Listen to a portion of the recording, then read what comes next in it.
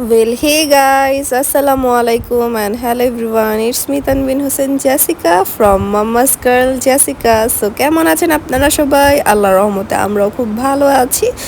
So সেদিন আমরা গিয়েছিলাম, আমরা যে দুইটা গরু কিনেছি 2025 সালের কোরবানির ঈদের জন্য, সেই দুইটা গরুকে দেখতে মনি ডেইরি ফার্মে। আর এটা হচ্ছে মনি ডেইরি ফার্মের ওনারের বাংলো বাড়ি। ফার্মের পাশে এই বাড়িটা। তাদের বাড়িতে অনেকগুলো আম গাছ লাগিয়েছে, প্লাস অনেক আমও ধরেছে, তাই ভালো লাগছিল। আর দোলনাও ছিল, তাই একটু দোল খাচ্ছিলাম। আর সেখানে আরও কিছু গাছ ছিল, যেমন পেঁপে গাছ, তারপর লেবু গাছেও বেশ ভালো লেবু ধরেছিল। আর এই যে দেখুন, আম্মু স্মেল নিচ্ছিল লেবুগুলোর। কিন্তু এই লেবুগুলো নাকি আরও বড় হবে, তাই আর ছিঁড়িনি। বাট সেখান থেকে এর আগেও যেদিন প্রথম গরু কিনেছিলাম সেদিন আম নিয়ে এসেছিলাম, আর এরপর সেদিনও আম নিয়ে এসেছিলাম। তারাই পেরে দিয়েছিল 5-6টা। এরপর গরু দেখতে চলে গেলাম।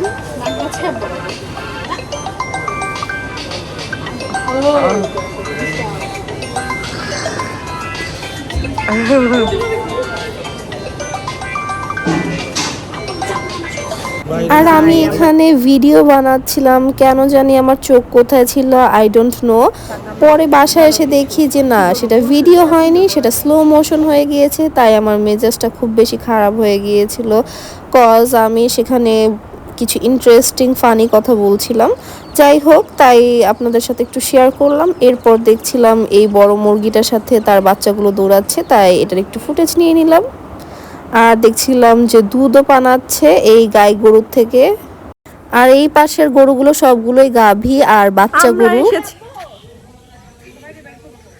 আমরা এসেছি শাকের সন্ধানে, আর এখানে দেখুন ও বারবার উষ্টকে পড়ে যাচ্ছে। ভাই খুবই ডিসগাস্টিং। এই শাকের সন্ধানে আসছে। ফার্মটা যেহেতু একটা গ্রামীণ পরিবেশের মধ্যে অবস্থিত, তাই আমরা সেখান থেকে গরু দেখে একটু সামনে আগাচ্ছিলাম। এখন যদি হঠাৎ করে একটা সান্ডা বেড়ে যায়, না এদিকে সান্ডা নাই।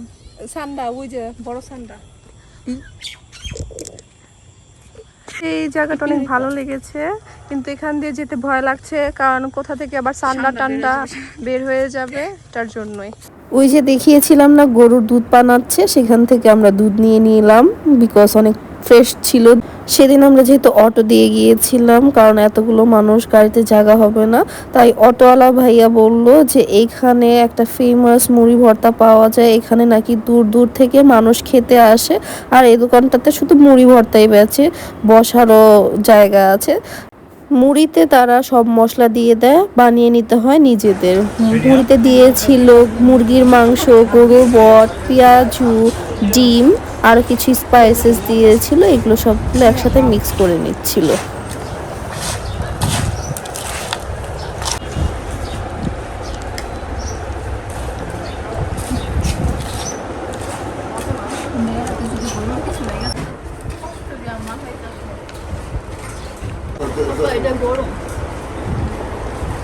কেমন হয়েছে রাত? কেমন হয়েছে জাফরিন, জেসিকা? কেমন?